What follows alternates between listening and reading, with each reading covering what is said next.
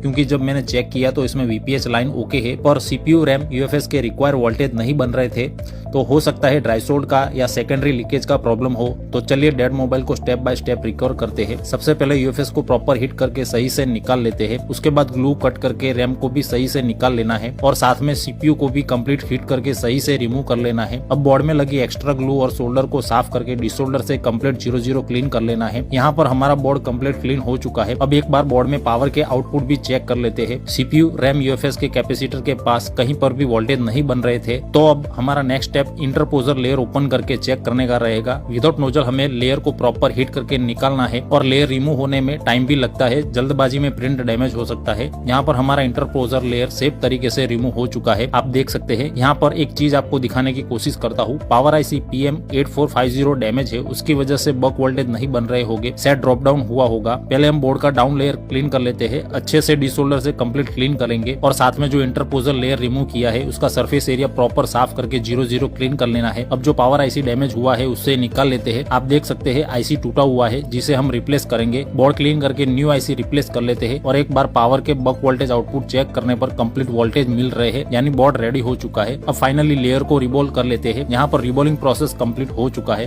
Board में एक print damage था जिसे अंडर मास्किंग और यूवी से सही कर लेना है। अब लास्ट स्टेप हमारा इंटरपोजर लेयर को इंस्टॉल करने का रहेगा। बोर्ड में फ्लक्स लगाकर लेयर को फिक्स करेंगे और विदाउट नोजल लेयर को फिक्स कर लेना है। लेयर फिक्स हो जाने के बाद सीपीयू रैम यूएफएस के वोल्टेज कंप्लीट मिल रहे हैं जो पहले नहीं बन रहे थे। अब हम सीपीयू रैम यूएफएस को फिक्स कर सकते हैं। पहले सीपीयू के अपर लेयर की ग्लू और एक्स्ट्रा सोल्डर को साफ कर लेते हैं और डिसोल्डर से कंप्लीट 00 क्लीन करेंगे और साथ में डाउन लेयर को भी सही से साफ करके 00 क्लीन करेंगे। रैम की ग्लू और सोल्डर साफ करेंगे और डिसोल्डर से कंप्लीट क्लीन करके यूएफएस को भी अच्छे से साफ करके क्लीन कर लेना है। अब बारी आती है आईसी रिबोलिंग की। सीपीयू को एक ही बार में रिबोल कर लेना है और साथ में रैम और यूएफएस को भी 1 बाय 1 रिबोल कंप्लीट कर लेते हैं। रिबोलिंग प्रोसेस हो जाने के बाद पहले सीपीयू फिक्स करना है। थोड़ा फ्लक्स लगाकर सीपीयू अलाइनमेंट करके हिट करेंगे और फाइनल टचअप कर लेते हैं। सीपीयू सही लगा है या नहीं वो चेक कर लेंगे। यहाँ पर पीसी में क्वालिकॉम पोर्ट बन चुका है, यानी सीपीयू कंप्लीट है और 6 पोर्ट चार्जर में 0.10 स्टक रहेगा और डीसी बूटिंग यहाँ पर 10-11 के आसपास स्टक मिलेगा, यानी सही है। अब हम यूएफएस को इंस्टॉल करेंगे। फ्लक्स लगाकर यूएफएस को सही से फिक्स कर लेना है और एक बार डीसी बूटिंग भी चेक करेंगे। 0.24 स्टक रहेगा, इसका मतलब यूएफएस सही लगा है। लास्ट में रैम को भी अलाइनमेंट करके हिट करके फिक्स कर लेना है। सारी प्रोसेस हो चुकी है तो अब हम मोबाइल को चेक कर लेते हैं। बोर्ड को फिटिंग करके चार्ज में लगाने पर स्क्रीन पर सिंबल आ चुका है और 1.60 एम्पियर कंप्लीट ले